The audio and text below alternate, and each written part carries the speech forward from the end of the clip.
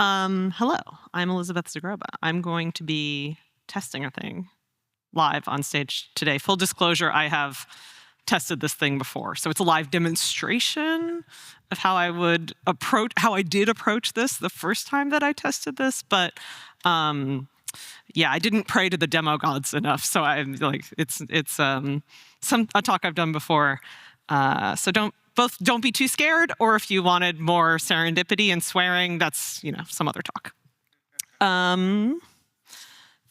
Yeah, let's see. This is me. I just started a job a couple of months ago. I am a lead DevOps engineer -- test automation, which is a mouthful, at a bank in the Netherlands. I have a blog. That's myname.com. I am on the internet still, despite it being an increasingly terrible hellscape, but you can find me on Mastodon.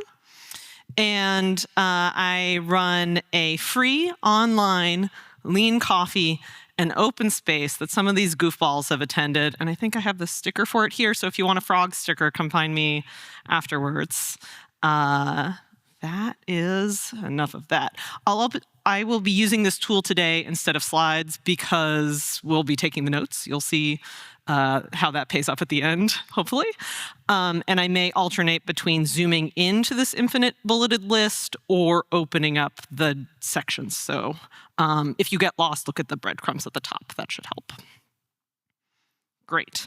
I'm going to give you some buzzwords for concepts, and that's not because that I expect you to go and teach everyone you work with about the words oracles, heuristics, and charters, and expect you to all use those words for those concepts, because English may not be your first language, and English speakers themselves don't always say heuristics in a great way.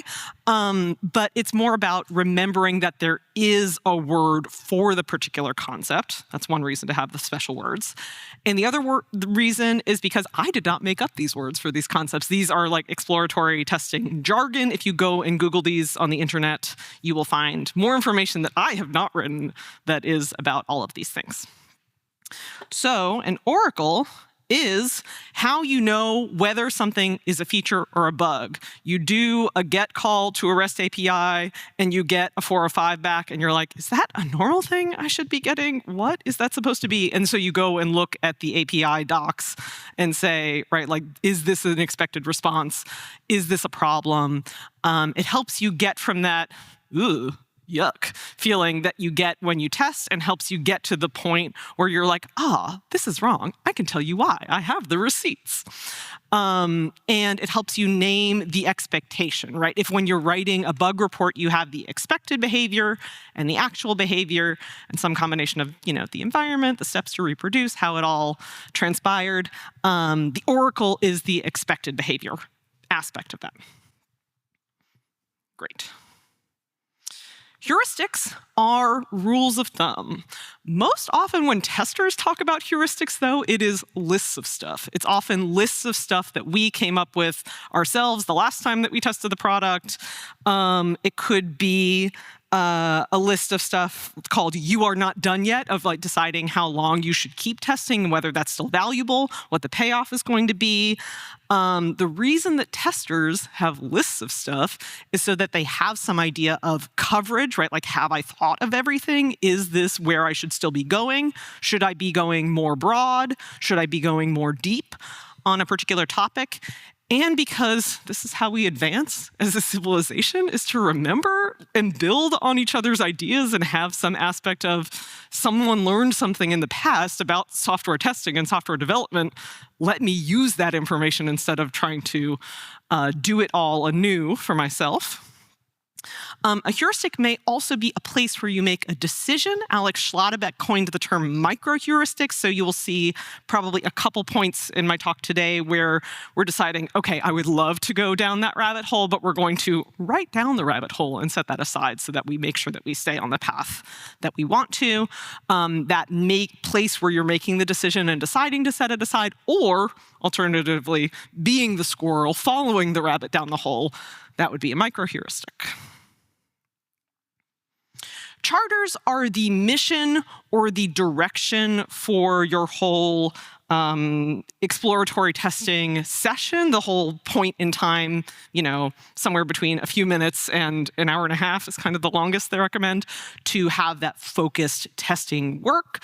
And Elizabeth Hendrickson wrote a book, different Elizabeth, wrote a book called Explore It about how to phrase and contextualize, how to put your charters in a box, how to describe them.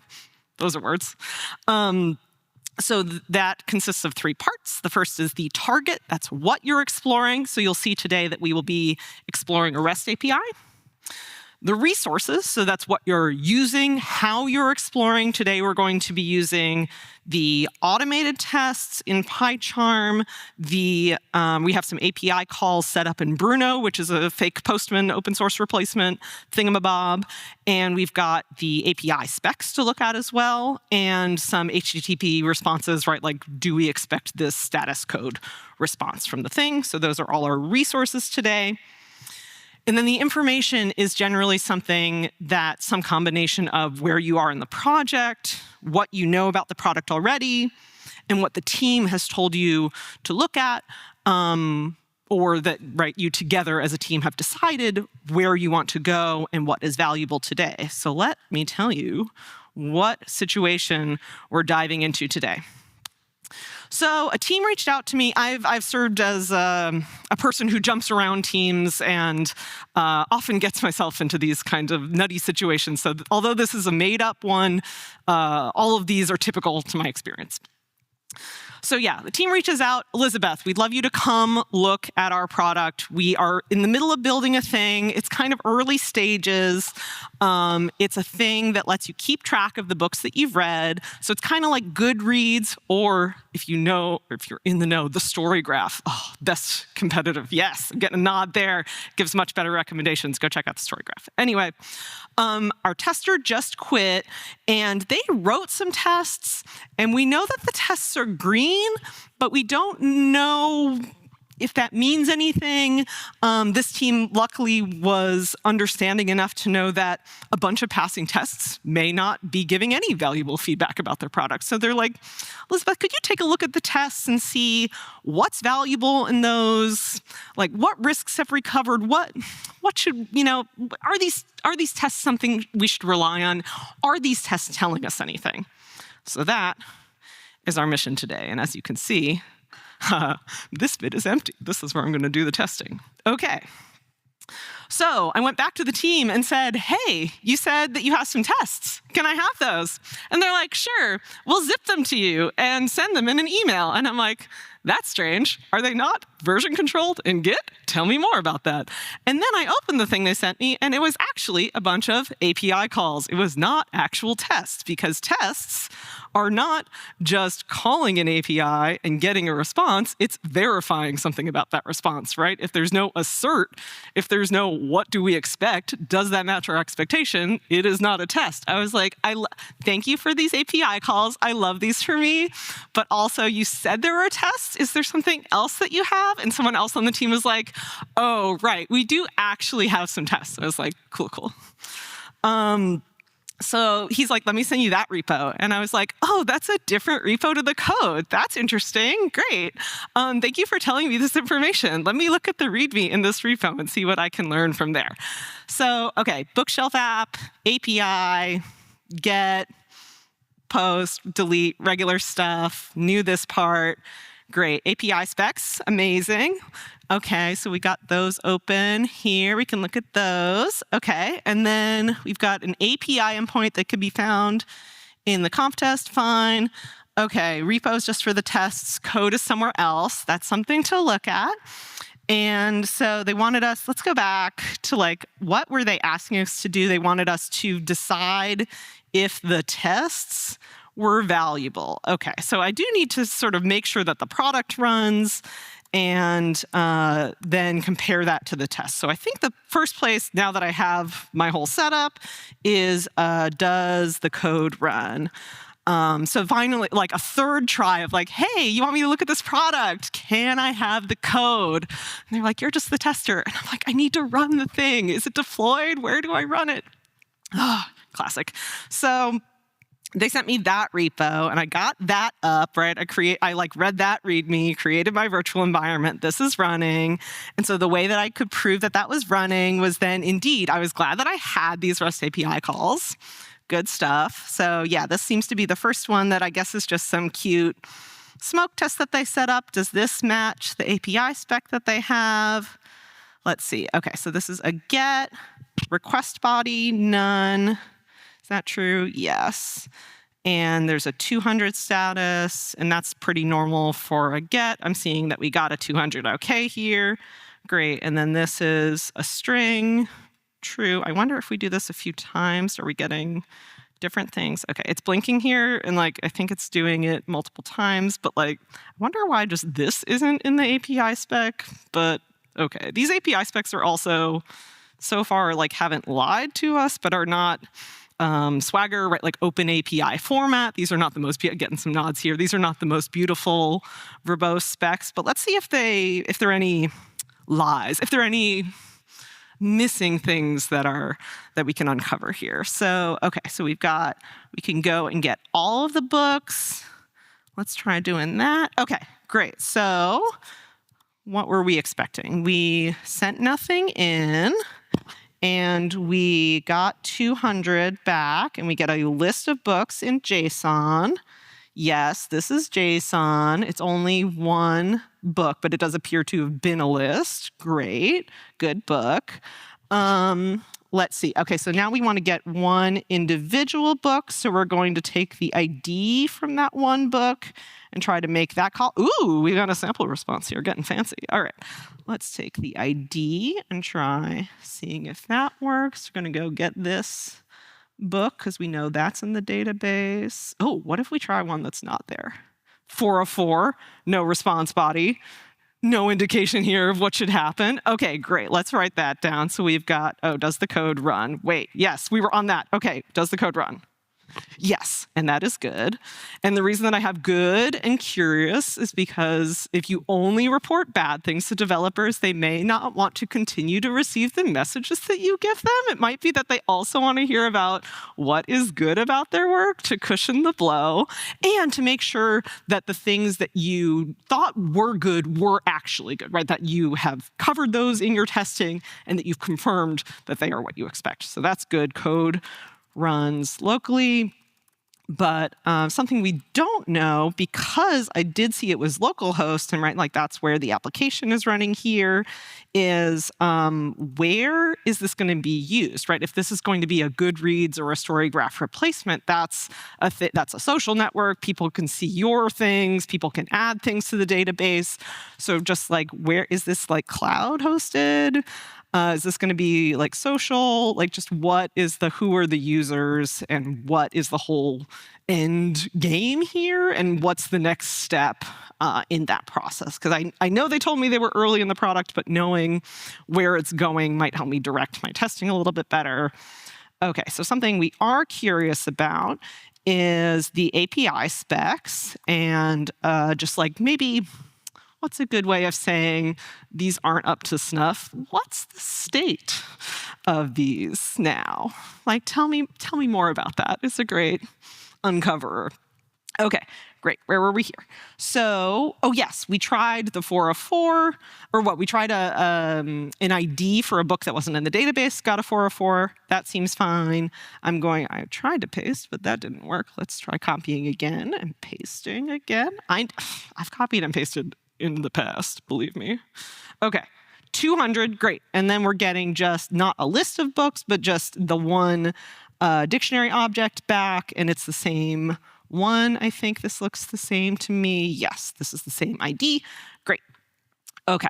Yeah, maybe we should try all these other things. Let's see here. We can add another totally normal, straightforward book to read to this database. Okay. Great. Okay, so this created and gave me an ID back. Is that what the spec said should happen? Post. Added the book details. No ID. It's true, there was not an ID in here. Somebody used this before. Great. 201, normal stuff. Got this back. Great, love it. Okay, delete. Interesting. There's also a post token here. That's true. That's here. Okay, we can look at that first. Sure. Okay. So we're gonna create a token for ourselves. Let's post that. Ooh, we got a token now. All right. And then it looks like that's what the delete is gonna do, because that's what the secret requires token thing says. Okay. Let's go and do a delete. We probably need the token in the header here. Is this the same user? That was yes, good. And then we want to delete. How do you tell it what to delete? A particular book ID at the end here. I see that here now. Okay, so let's go and delete the one thing from our database. Ooh, I wonder what happens if we then go and get all the books after that. Okay. Yeah, okay. 200, okay. Is that what we wanted? Yes, good. Okay, and then when we get all the books from the database, we're expecting this to be empty. Oh, no, we posted the one. We had deleted the other one. Wrong expectation. Brain forgot. Okay, great. This seems fine. And then if we delete this one, it should be empty. Let's try that. Oh, cheering from the other room. Okay, this seemed to have worked. Let's see if it did. Empty list. All right. Cool. Great. And then we've got a put here. So we're going to, let's see, what would a put do? Is that going to tell us this? Oh, I don't know. I have that page open. We can run it and see what it does. Let's try that. Ooh, unauthorized. All right, let's see. Do we have the right token in here? Probably not. Where is our token from the other thing? We got it. Oh, it's here. And then we're going to go add that to our put headers. Great, and run that. Not found. True. Okay, so yeah, I feel like there's a lot more to dig into here of what the unhappy paths are, right? Like these, I'm only seeing in the API specs what the happy paths are, what the 200, like we did it on purpose, are about. But yeah, maybe it's worth saying unhappy paths. But I did, in the tests, notice there was an unhappy paths file. So we should probably go, oh yeah, we should mention in the charters that we looked at the API specs very briefly. API specs exist and don't lie. We know that much. And then we also want to go look at the tests. We should probably, in the spirit of making sure that good things exist in this world, we should start with the happy path test. So let's go and look at the happy paths. If I could type, great, yes. Okay, good. So we've got, already I'm looking at line 2 and it is grayed out, which in my IDE tells me that it is not, IDE is telling me that it's not being used anywhere down below. So already I have a question, but I'm looking for something good. So let's try to look for something good. Okay, so let's try running all of these tests and see how that goes. Yeah, okay, tests pass. I'm gonna run them more than once because I'm curious if the timings are different. And oh, yeah, the first one was a little slower, probably because it just, yeah, we weren't focused on the terminal. Great. And I'm seeing that they run multiple times. Some tests, especially if they were written by someone else and I don't know the secret manual steps that need to happen, then it's possible that there was some resetting of the database, some particular test data setup that needed to be changed in between, and that for whatever reason, so far, the test suite is not handling. Looks like that's not a problem here today, so that's great. So all of these happy path tests run. Let's see if we run just that one file. Yes, it's still happy. Beautiful. Me too. Okay, so we've got in this first one here, we've got the localhost, this endpoint that we saw, great.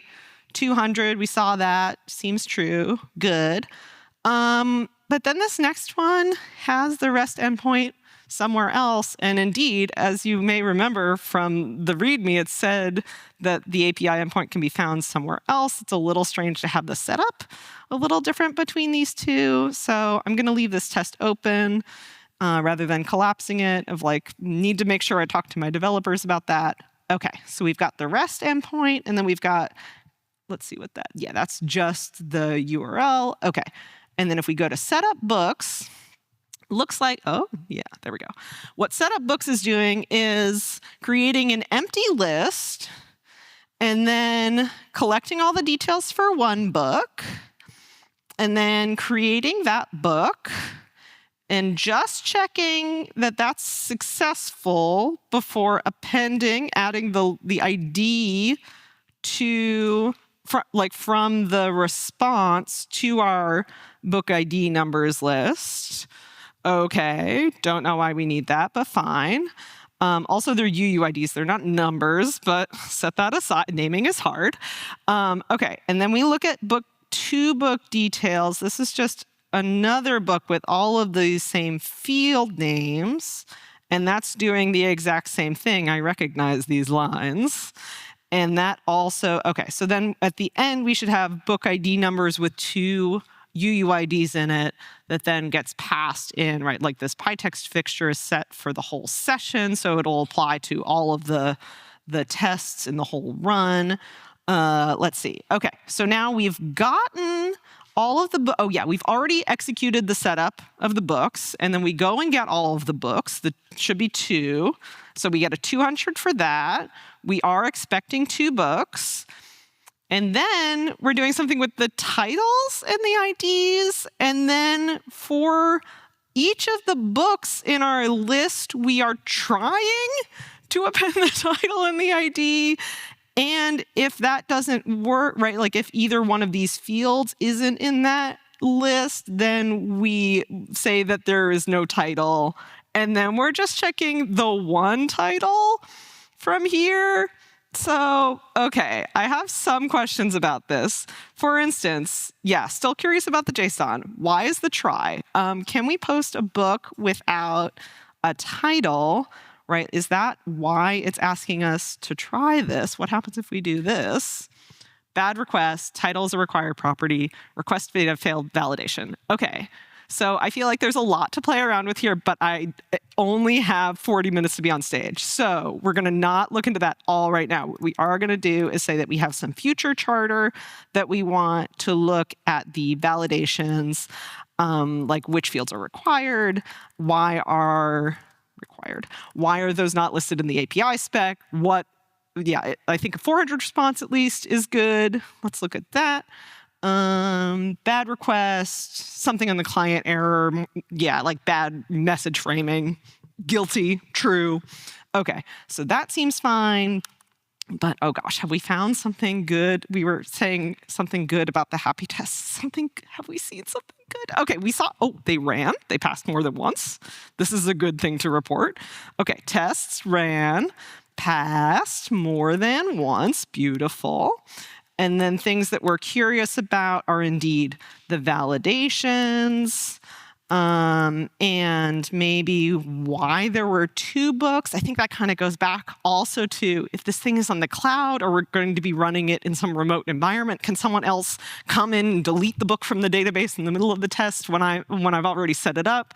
What can happen there? Why are we trying this? So I think, how would I not ask a million questions, but also get some more information about this? Maybe I'd be curious about the project status. That's a good, where are we with this? What level of quality are we looking for? How much can I complain, and to whom at this point before I unleash the, what do you unleash? Brigade? What did you say? Reports? Yeah, that's true.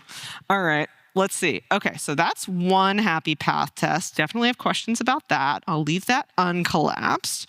Okay, so now here we're looking at get one book. We've got those same 2 books set up. We're going to go and get the first of those books.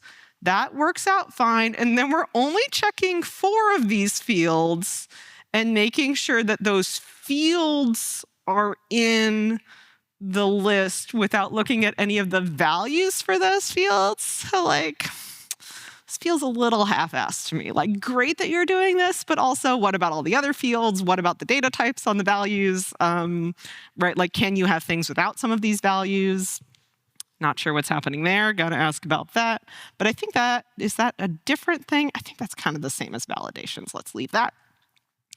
Okay, we're going to add one book and post that. And again, just check the title. So yeah, maybe validations and fields. Good. Okay. And then we're going to update one book, which is, we're setting up some credentials in the fixture here, and then we're returning it as a tuple, but then we need it as this dictionary. Why don't we just move that to over there? Okay, whatever. And then we're going to go and get the first book. We're not yet checking the name of the current book. And then we're going to go update that book. And that's a put, okay. And yeah, we're taking the same ID, but then we're not asserting anything about the status code. And actually assert on a thing in Python will just make sure that it's not none, right? It's just asserting that there is some text there. And so it's basically just asserting that I typed. So that's not ideal. I would say the coverage on this endpoint is not what I would expect. Cool. Okay, and then if we delete one book, we also are doing this weird token goofball thing. And then, let's see, we go and delete the second one. So there's something magical about the second one that I don't know. And then that's a 200. We did see that, I think, right? We got a 200. Okay, there, yes. And then we go and get the same book, and we expect that to be a 404, but I'm noticing the slashes here, so I'm wondering if it's just a typo in the test or if it's actually a failure. That's interesting. I've got to ask about that too. Great. And then when I go to delete all books, I'm going to get the list of all of them and loop through all of them and call the delete endpoint with the book ID and get a 200 on that. And then I assert that the empty, that we get just this in the text. We actually did see this. Deleting all the book. Yeah, this actually seems okay. I think, but I do still have the question about this. Darn it. Okay. Yeah, this is still, let's see. Maybe I need to also ask something about kind of related to project status, but fixtures also of like, do we have coding standards? Do we have some linting or do we have some rules socially to say if we're setting something up that we're going to use in multiple tests that we need to abstract it? Is it okay if it's just 2 tests? Does it need to be at least 3 for it to really be a problem? How much are we allowed to copy and paste? Always a good question. Okay, so yeah, I'd say the happy paths do not, if we're going back to the original question of like, do we have confidence in the tests, in the coverage for this application? Can I get a thumbs up? Like, would you believe these tests? Do you trust these tests? Or thumbs down? No, I do. I feel bad. Thumbs down. No. I didn't see any thumbs up. Wow, all right. I mean, same, but yes. Okay. So we're going to look briefly at the unhappy paths. I think that's what that file was called. Let's check. Because if I name it wrong, then they'll be like, we don't have a thing called that. That's what dudes sound like. Okay. Unhappy paths. Great. Okay. So first, okay. So before I actually read the code, I noticed that this was commented out and that this was commented out. And so that begs some questions. Let's look at these. Okay, cannot get book where ID number doesn't exist, but then there's a UUID that looks like it could exist. Like normally, if I were writing something like this, I'd make it really obvious, right? Like does not, oh yeah. See, even my IDE likes this better. But yeah, it was weird that it looked like it could be a thing that would exist. But yeah, this text, okay, yeah, maybe, empty, fine. Book ID number should not be a special character. 400 response on that, it could be. Not a valid long. This, a lot, right, like not an integer, but like a longer number thing. I'm like, what is happening? Okay, we gotta ask about this. Yeah, definitely gotta ask about this. What else do we have here? Cannot add one book with fields app does not have. But we've seen enough of these calls now. We have title, author, publisher, subtitle, year, pages, right? Like, aren't those all the same things that even this example respond? Yeah, there's no secret extra field here that's being added. Okay, so this title is not good at the very least. It's testing something else. Cool. And then we've got cannot patch field that doesn't exist, but this was a put. I don't remember there being a patch. No patch here. Okay. Let's see. And then we are putting, indeed, in the call, and we're updating the last book in the list with an ISBN number, which we haven't seen. And so actually, that feels closer to the title of this test. Got some questions there. Okay. Cannot patch ID number field. We are actually patching this time, but we get a 405. What's a 405? Method not allowed. Yeah, maybe because the application wasn't built to handle a patch, so the application is like, I don't know what to do with this method. That makes sense to me. It's not testing the cannot patch ID number field. Is this really what we want to be testing here? I don't know. And then we've got cannot delete book that doesn't exist. This looks like it's the same number. Yeah, from above. Suspicious. Not sure what's happening there. And then we've got this last test that just says the word pass, which will be a test that always passes. That's lovely. It doesn't tell us anything about our application, though. And indeed, most of these tests aren't even testing the thing that's described. I certainly don't get a feeling of these tests give me a sense of coverage or I know what I wanted to happen here, or that it's comparing some expected behavior to what the actual thing is doing. So great. So now I'm going to go, were there good things? Oh, we did see the tests ran and passed more than once. That's great. Passed more than once. And I think there's some still opportunities for more coverage. That's great, right? You wouldn't call me in, you wouldn't have an Elizabeth on your team if you didn't want her to find things and discover where there's still more work to do. Did you know that there is always more work to do? Great, okay. So now we are going to go to stand up.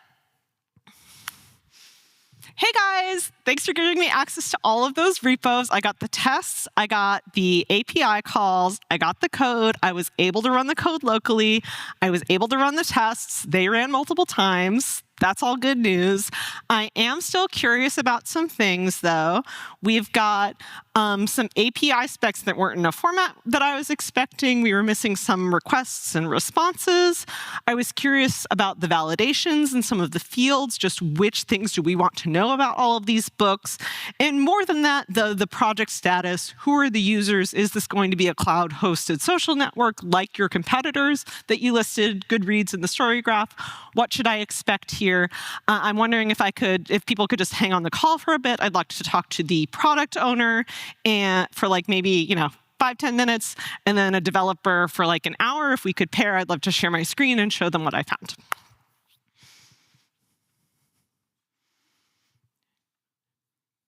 Great. Yes, we do have a few minutes left. Okay, so remember oracles and heuristics and charters? That happened at the beginning. So yeah, you saw some of the charters. So I think the actual using target and resources and information is a little bit too detailed within a test session for me, for the most part, because so many of those things are the same across the whole project and the whole product when you're using them. But I do, every time I'm testing, think about what the oracles are, what are the things that you want to expect from the product that you're testing. And then I would encourage you to also Google REST API, or whatever the thing is that you're testing, heuristics. And there probably is some tester who has written a lovely thing. In this case, Amber Race gave a Test Automation University course about testing REST APIs. And so I do not watch videos, but I will read every single book and blog post on Earth. And so I found a blog post that had all of the things that we wanted to consider. And so, yeah, we did see some different, not that many different inputs even, a few different outputs. Didn't think at all about where else it would be used. Security, gosh. Well, it's not HTTPS, I can tell you that much. Oh, but there was a token that we needed for a couple of those calls. Great. We definitely saw some errors, but I do have questions about the handling. And then Indeed definitely didn't see enough data in there. So I feel like this would give us a good wider target space if we wanted to go deeper on all of these things. Let's see, what else did I want to tell you about? Resources. Oh, yes. These are the things I used today. So, oh, not this one, because I ended up using Bruno. Wait, hold on. There we go. So yeah, Workflowy is this bulleted list note-taking thing. I think as one of the things that I use more often than this in my daily work is my physical notebook, because for me, the act of actually writing it down helps me remember what it was and be able to flip back and reproduce it. I'll remember where on the page, whether it was the top or the bottom or the left or the right, the thing is that I'm looking for. But I didn't think that filming a physical notebook would work for this talk today as well as this tool. So I do, as you can see, use this tool in other places in my life. I do really like this, and it gives you the option of like filtering, having some sense and being able to zoom in and out of different levels.